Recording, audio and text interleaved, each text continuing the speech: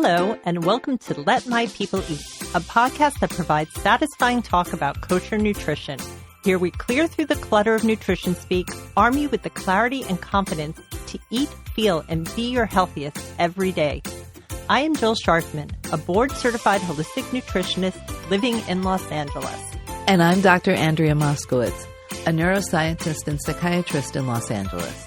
I use my training and experience to integrate positive lifestyle changes into my patients' lives. Hey, Andrea. Hey, Jill. How's it going? It's going well. The fires are starting up again in LA. So, I know. I smell. Yeah, pardon me if my allergies are acting up a little bit. But I have a question for you, as always. When your kids were younger, were you able to take time out to do things for yourself, or was your life all about your kids? Well, I was also working. Yes. So double things. But, when I look back, not enough. I really, really didn't. I let myself go for a while. And look, hindsight's always 20/20. I wish I hadn't done that. But once one of them was out of the house and the other one was in high school. Was in high school. They were both in high school. Right. But when one was like towards the end of high school, I said, okay, enough is enough. And I started by going back to a gym and getting in shape. And then over the last couple of years, eating, just kind of gradually eating more healthfully. As you know, I lost quite a bit of weight at the beginning, but that wasn't, actually nobody believes me, but that wasn't my aim. My aim was to get stronger because my girls both were taking spinning classes and I wanted to be able to do a spin class with them. That's how this all started. Yeah. And now I go out and run like 10 to 12 miles and I do weights and I do all that stuff. But it really just started with a very simple wish of wanting to do one spin class. That's great. That's a great story. Without limping for 3 days afterwards. And I just sort of gradually got more and more and more into it. And then also started doing like kind of meditation. And now I'm going to start to do some yoga. So I just keep adding to it. Right. So, it's hard when your kids are around when they're little and they demand a lot of attention. According to a survey done by Healthy Women and Working Mother, 78% of moms report that they put off taking care of their own health because they were too busy looking after their loved ones. Right. And actually, in the order of things, it's like kids, parents, dog, and then themselves. Right. So they come in actually fourth after taking care of pets. So we have a guest today she's all about this. She's all about mom self-care. Liba Yoffe is a mom of 4 rambunctious kids, and she is the founder of Spirit Fit Life, an online program that strives to empower women to find both their inner and outer strength. And she helps moms feel strong since they are always giving and doing for others. She has been a fitness professional for the past 13 years and is a doula and a certified childbirth educator. Hey, Liba. Hey, Liba.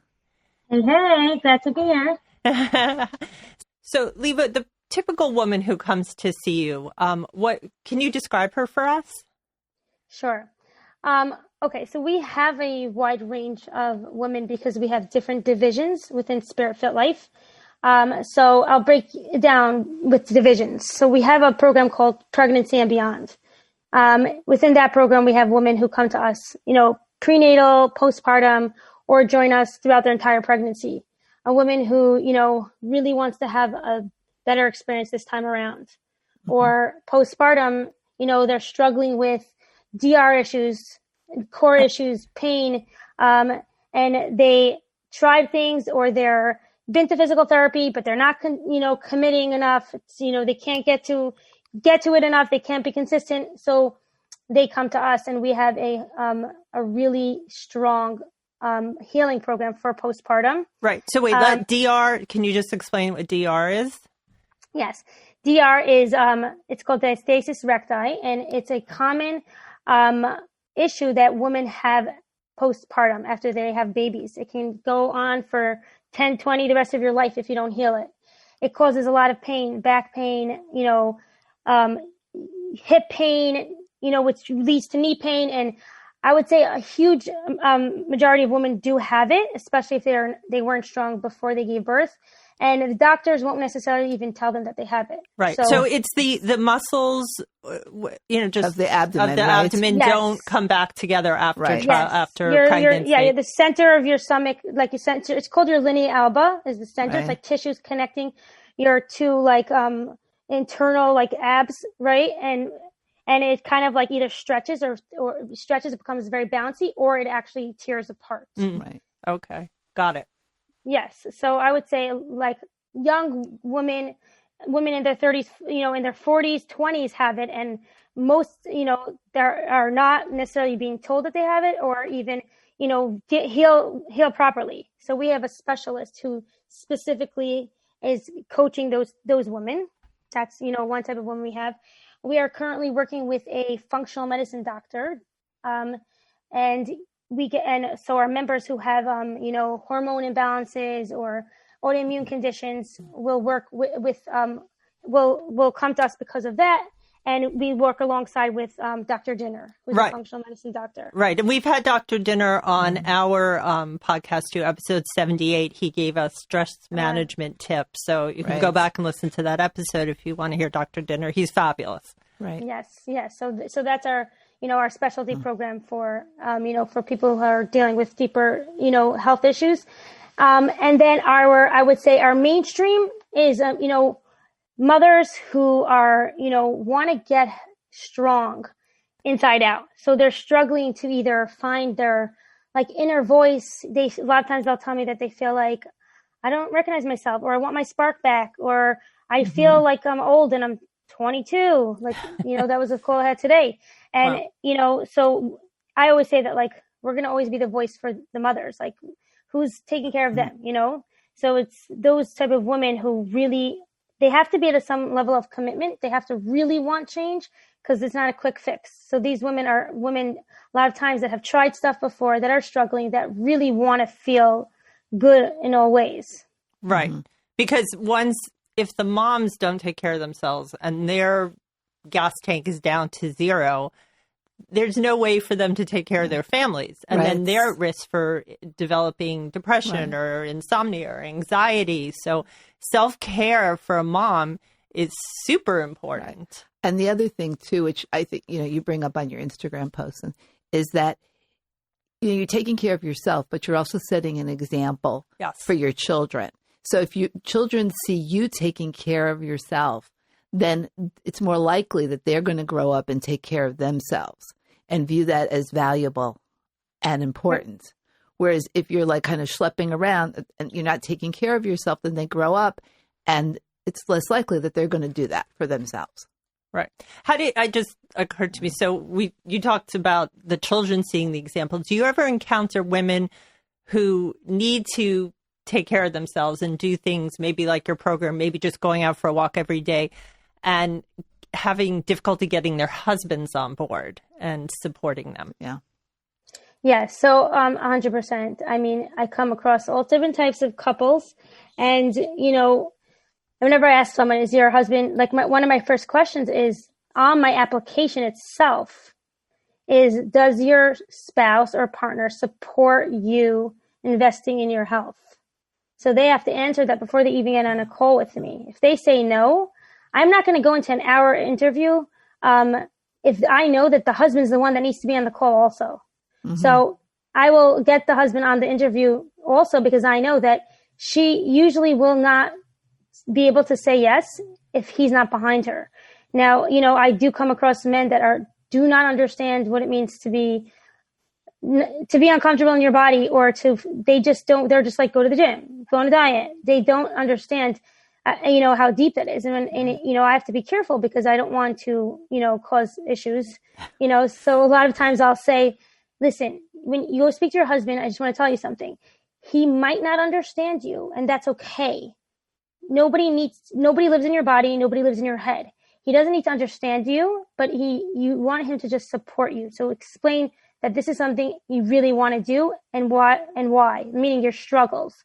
He might not get it, but you want him to just meaning you don't have to get him to get it, Right. So it's the fine line I play, I find that also probably like men have an easier time and this is a generalization, of course, I'm sure there are exceptions, that if, my husband wants to just go out for a walk or he wants to go out and grab a bite, he'll say, hey, I'm going, see ya. And I think women have a harder time doing that same thing and just walking out and saying, bye, see ya. And they're assuming that the kids will be taken care of and watched and fed and that they can walk out. I mean, this is something that I come across also, and women just told me this today.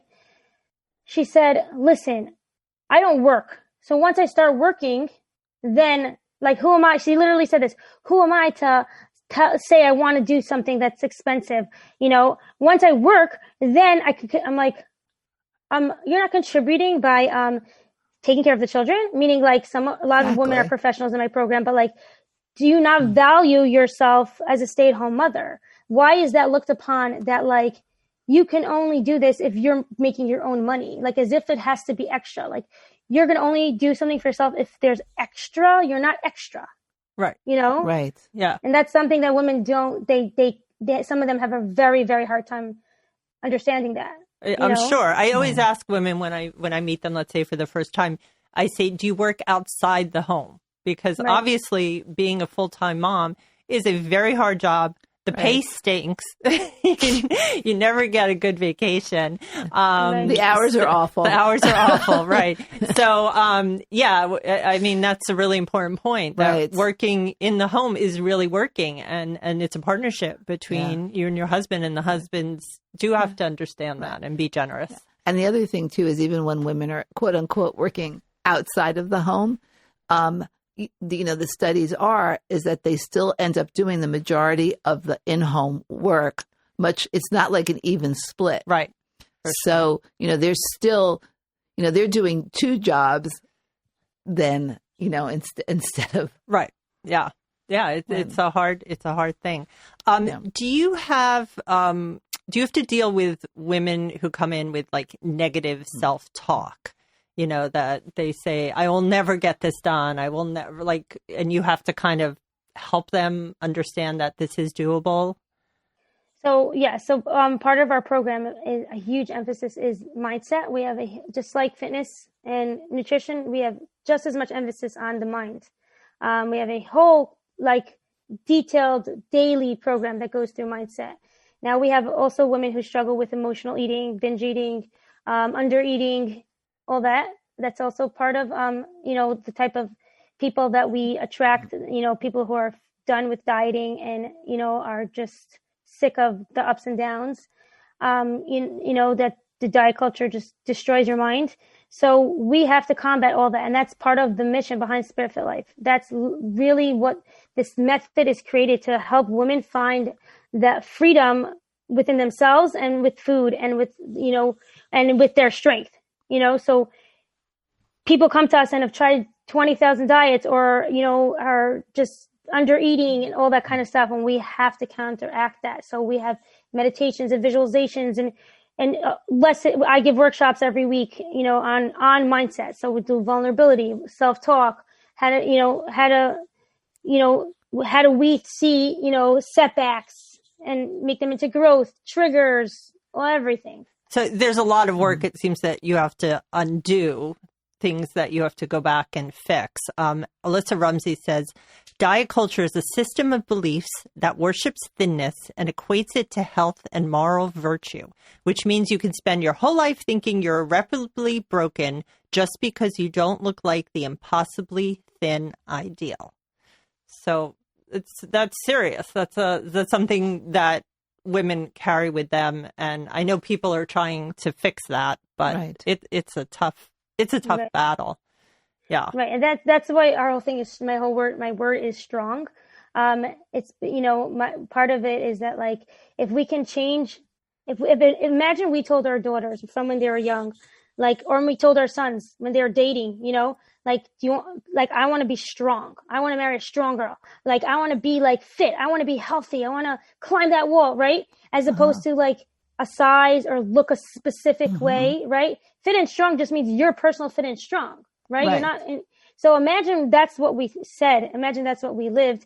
We would, we would be able to change the whole system. People would think differently. It would be, it's amazing. So the women who come to my program, the whole thing is to be strong, to have a strong mindset. And I don't even talk about, we don't talk about weight. When someone loses weight in the program, they're not bragging about the weight they lost. They're bragging about the fact that they cannot believe that they were consistent and followed through and stood up to whatever. Yeah, the weight comes. It comes after your mind comes. The body follows your mind. Someone's, very overweight. It's an emotional, they're there for an emotional reason, right? They got there because of something, whatever it was, their emotional reason that they got there. So there's no point of talking about, you can talk about fitness the rest of, here and there, they'll never feel enough, Right. I mean, they could go on a million diets, but unless they address the emotional aspect, and of course, we're talking that there's no physical reason maybe that they've put on so much weight, but if it is a product of binging and emotional eating, that has to be fixed before they can go ahead and really make a change. And it has to do with so many things that we all encounter. Yeah, and I think it's important, excuse me, like what you emphasize, which is a lack of emphasis on the weight. Weight is only a number, and it has nothing to do with how healthy you are, how strong you are, or how well functioning, right? Or even how you look. I mean, there are some women that quote unquote, they actually look better, a little bit. Right. They're the fat, skinny. They might be thin, but they're not very strong. Right. Yeah. Or healthy. Right. Yeah. So, do you, Liba, have to teach women how to say no? Like how, all of us are asked to devote time, energy, and do you have to tell them okay, you need to draw a line. You need to say, I can't do this because I need to go exercise today. Yeah. So, part of our program is the high customization and support is that whatever we, create for them, their programs are all around their lifestyle. So if their schedule's like this, we help them figure it out. So if somebody has an issue with it, doesn't even have to do with exercise. They are always their people pleaser, right? They're constantly giving too much. They're depleted, right? And it's affecting them because now they're stress eating, right? And they don't know how to say no to others. They can't say no to themselves too. So when we approach that, right, of that is literally something that someone shared in our group. She was saying that she told her daughter after she had a baby, that I cannot come to stay by you. Mm-hmm. And she said this in our workshop. She's like, I told my daughter, she's like, I would never have done that before. I couldn't. Mm-hmm. I couldn't say no. I couldn't tell her I'm not going to come help her post-birth, but I knew it wasn't the right decision for me. So I said, I can't come. Right. And those are things that we go through our workshops and our mindset stuff of knowing your limitations. Right? Listening to your inner voice.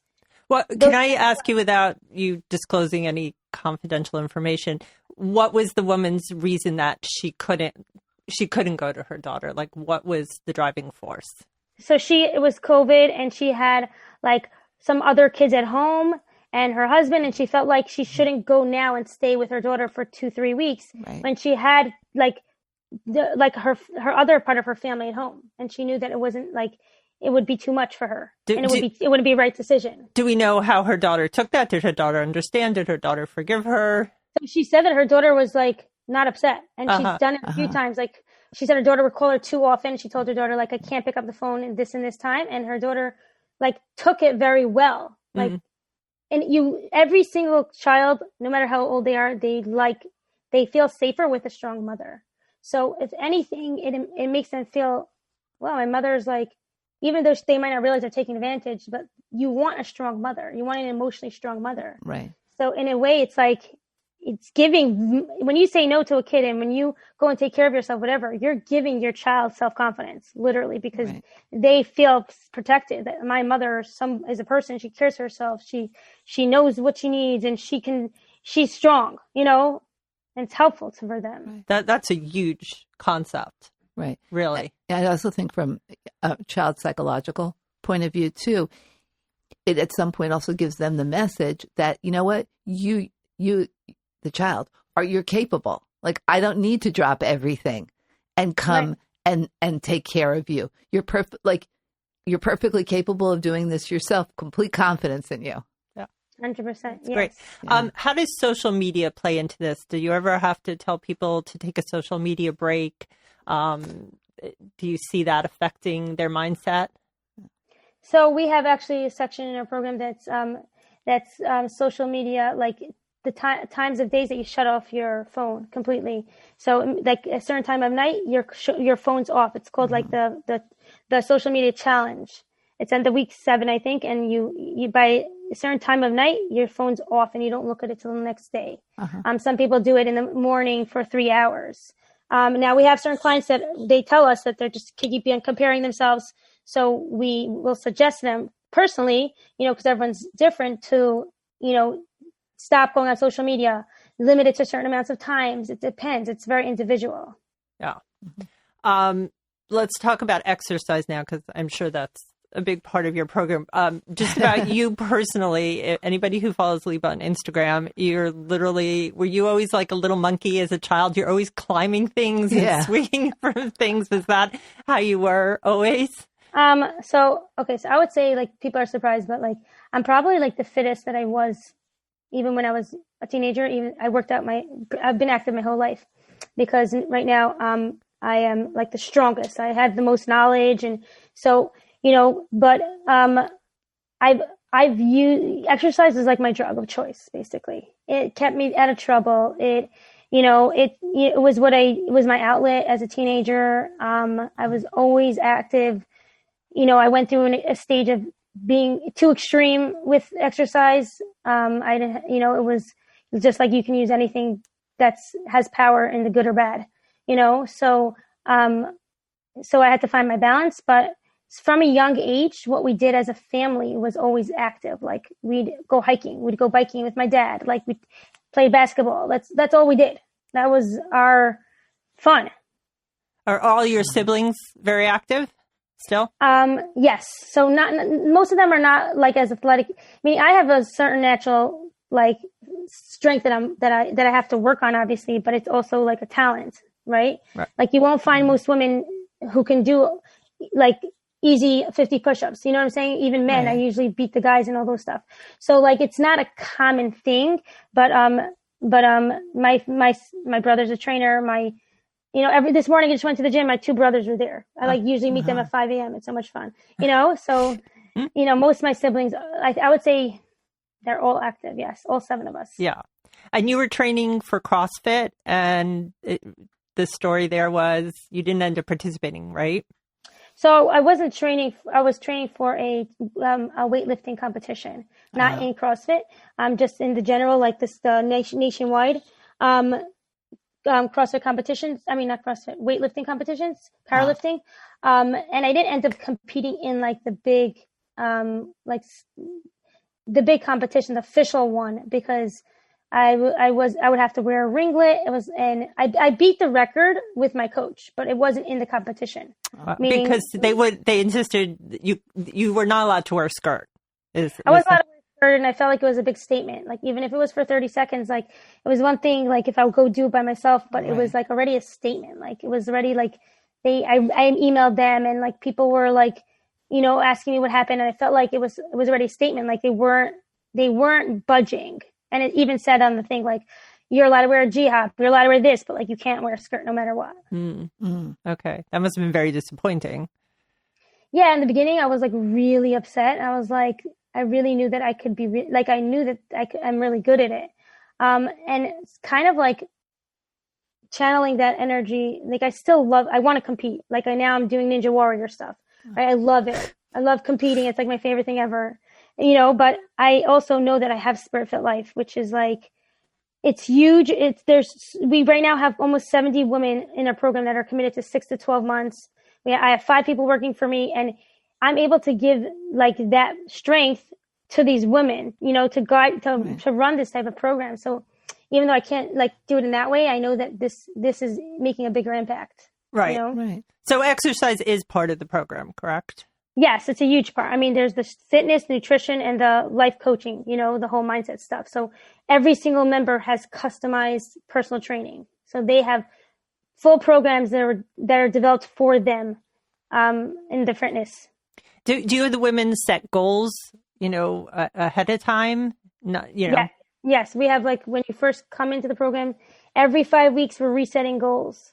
So, at the same time, they're not just fitness goals. They're like how they want to feel emotionally, where they want to be at. Do they want to walk? Like, it's like, what's their weight loss goal? I want to walk into a store and ask the, person for a dress size that's like, good. And then I want to walk out and like look in the mirror and not, right? Those are emotional. Like, I want to be proud. I want to, like, those are the kind of goals that like people will set for that type of thing, Right. Wow. Okay. So 6 to 12 months is a long time for a commitment from someone, but you feel that obviously that's the amount of time it takes for them to. We actually have like 12 weeks, 6 months, or 12 months. Most of the people sign up for 6 months. They understand that it's not a quick fix. They want like the real thing. They know that like if they want to be consistent for life, then they have to, like, it's not overnight. The first 12 weeks is like habit change. Then it's like lifestyle. So like how to go through the ups and downs of life and like not get thrown off, right? That's how you learn like real skill. And then it becomes like your identity, like who you are. Like, this is me. I'm never going back, So we have women who are right now signed up for a second full year. Wow. Oh, wow. Do you have women who drop out? So it's a low amount because we go through a process, like an application process, contract. It's a whole thing. Once in a while, we'll have someone here and there, drop out because of, something that's happening in their life. But it's pretty rare because we have a whole, like, part of our method is like, we never give up on anybody, no matter how much they're struggling. There's always a place for them. They can always find success, no matter what. So even when they're giving up on themselves, we won't. We will encourage them. We will still be in communication with them until they pull through, because they do. When they see that you won't give up, they pull through. Got it. And geographically, your clients are all over the U.S. or outside of the U.S. also, or? Israel, England, Australia, and America. Wow. And I have my coaches live in Israel, Chicago, Cleveland, and Philly. So we're all over. Any last minute thoughts on self-care and, a message you'd like to share with our listeners about, how you said, believe in yourself and you can do anything. Right. I think that it's really just important to understand that, like, your value is so tremendous, like, if you would ask yourself, like, if you would, if your child was struggling or your child wanted, something that you felt would be really good for them, would you take care of them? So most moms would say, of course they would. So why are you any less? Like, you would do anything for your kids. The best thing you could do for your kids is to take care of yourself. Right? So if you can't just do it just because you want to take care of yourself, at least think about that. Like, do it for the fact that, like, you want to be the best for everyone else. And that means you have to be the best first for yourself. Is there like one practical tip that a woman can start with that? Is it ask for support? Is it take a walk every day? Like, one way to get them on the path? I think that, there's not really one way. And, and that's why people keep starting and stopping a million things. Like, it's like they say that an average woman starts and stops something 6 times a year. Okay. 97% of women don't, when they commit to something, they fall off. That means only 3% are successful. That is so little.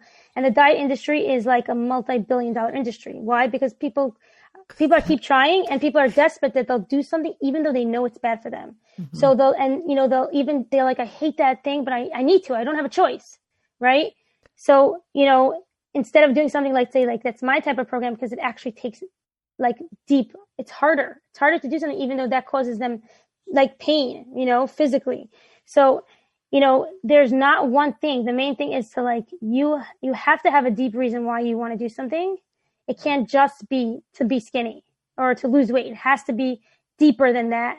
And in order to maintain, like, be honest with yourself and make sure you surround yourself with a supportive network, because there's going to be a time that something happens, right? So most people need that support, So, Yeah. that's what I would tell women. Like, just be honest and real and, make sure that it's really like you need to take massive action. You want change, you have to take massive action. That's like what Tony Robbins says. You can't just expect it to come to you. It's not. So you're dealing with this now. In 10 years, it's just going to get worse. Mm-hmm. And most women will say later, until they're like basically they're falling apart emotionally and physically, even though they look perfect on the outside, meaning like they might feel like everyone else might not realize, but like they don't feel good on the inside. Wow. Yeah. All true. I have to agree with that. Everyone, you can follow Liba at Spirit Fit Life on Instagram. She also has a link there to her website if you want to check out more about her program. But her Instagram account is amazing. Yeah. You see her kids. A lot of fun. Yeah, you see her physical activity. I can't wait to see you on American Ninja Warrior. Yeah. I love that show. So thank you so much, Liba. Thank you really so much. appreciate you joining us today and sharing all this women inspiration. I'm very motivated. Yeah. Now. Thanks for having me. Thank you. Bye. Bye. Bye. And that is it for this episode of Let My People Eat. Please visit our website at letmypeopleeat.com and leave us a comment. Get in touch at our email at podcast@letmypeopleeat.com or call us at 317-659-0004. You can also follow me on Instagram at Let My People Eat. We are also on Facebook. Search for Let My People Eat podcast to join the discussion. You can ask questions and suggest topics you'd like us to talk about in future episodes. If you like this show, please make sure to leave us a 5-star rating and review on iTunes and tell your friends and family to subscribe to us on Apple Podcasts. Let My People Eat is proud to be part of Jewish Coffee House, where you can find your fill of stimulating podcasts dedicated exclusively to Jewish content. Please remember that while we are certified professionals, this is not a medical advice podcast. No content, posts, or comments should be interpreted as professional guidance. Always speak to your own doctor about making the right life changes for you. Until next time, I am Jill Scharfman. And I am Andrea Moskowitz. Thanks for joining us, and go in good health.